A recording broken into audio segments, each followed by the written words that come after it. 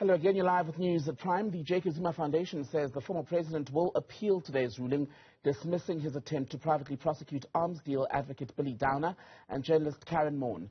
The High Court in Pietermaritzburg found that proceedings were unlawful, as it does not believe Zuma had the requisite certificates to continue with a private prosecution.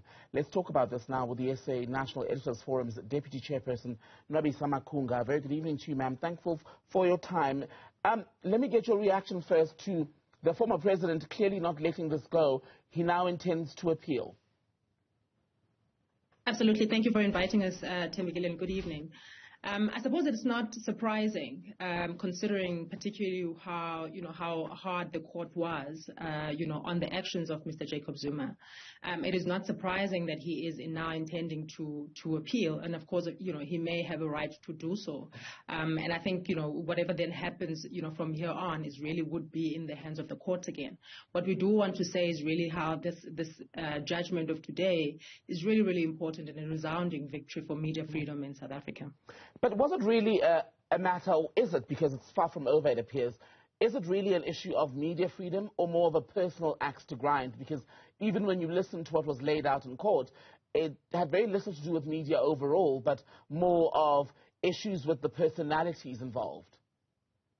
I think, Tamikile, it's important to understand that those two things may not necessarily be disconnected in this particular matter. Our view has always been that, Mr. Jacob Zuma he obviously had a personal axe to grind against journalist Karyn Maughan, and he was really kind of tired of the reportage, her work as far as shining a spotlight on his cases and all of that.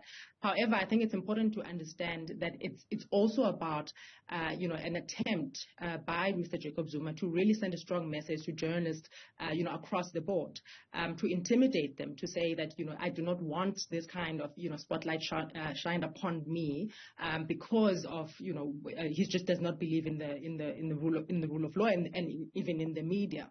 And so, yes, of course, that he may have had an axe to grind as far as Karyn Maughan is concerned, but it is a far broader issue than that, we believe. And then the additional challenge becomes that even if the court has pronounced, as it stands today, on the lack of merit to the former president's case, there will still be those who believe he has been treated unfairly. And I wonder then, given what's happened, if it would be appropriate, for want of a better word, for someone such as Karyn to even continue covering the former president, given how much the waters have now been muddied, without being fairly or unfairly scrutinized. I think the decision to continue to place Karyn Maughan obviously, really lies with her employers, which is News 24. I know historically they have said that they won't remove her from the story. She is their journalist covering the story, and they believe that any kind of attempt, this case has been an attempt to remove her from the story, which is exactly what they're opposing. So, but it does remain obviously their decision as far as that is concerned. Our view is that, really today what was affirmed in the judgment and looking at all the merits of the case was the fact that journalists can no longer be intimidated. We can no longer abuse legal processes and the legal framework in our court to actually abuse journalists and intimidate them from actually doing their work. But it'll also come, especially after this outcome, with perhaps intensified abuse through other platforms, social media, for example. I'm thinking every time she posts something related to former President Zuma, there will be some form of retaliation or even abuse, as I was saying. How then does she, as a journalist, how is she protected? Is there any way of even doing that, given just how big the platform is?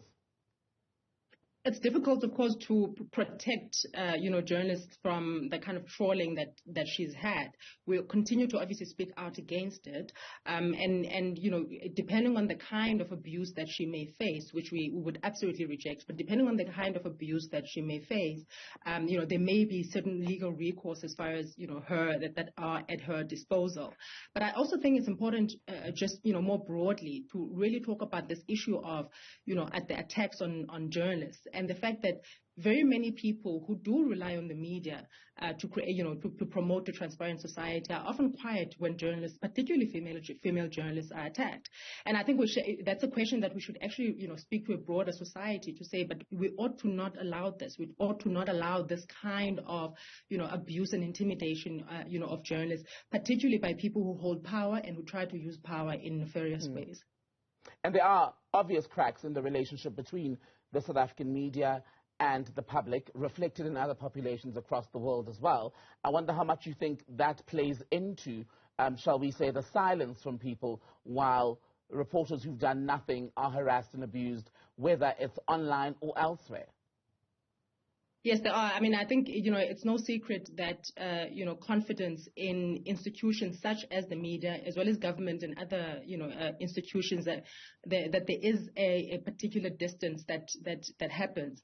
And that distance, in part may be because of, some of the work that we do, some of the work that we ought to be held accountable to. However, it also is about the fact that there is a lot of disinformation against journalists. There's a lot of attacks against the craft of journalism in itself, particularly by people who want to abuse power, by people who want to push back against a transparent society. So I think we need to be quite aware. Of course, journalists, ought to be held publicly accountable, but there are ways in which that can be done. But I think what we are seeing increasingly, particularly in this case, is not about holding a journalist accountable. It's about making sure that they are intimidated and almost, for a better word, beat down to not be able to do their work. Nwabisa Makunga, Deputy Chairperson of the South African National Editors Forum, good to speak to you. Thank you for your time.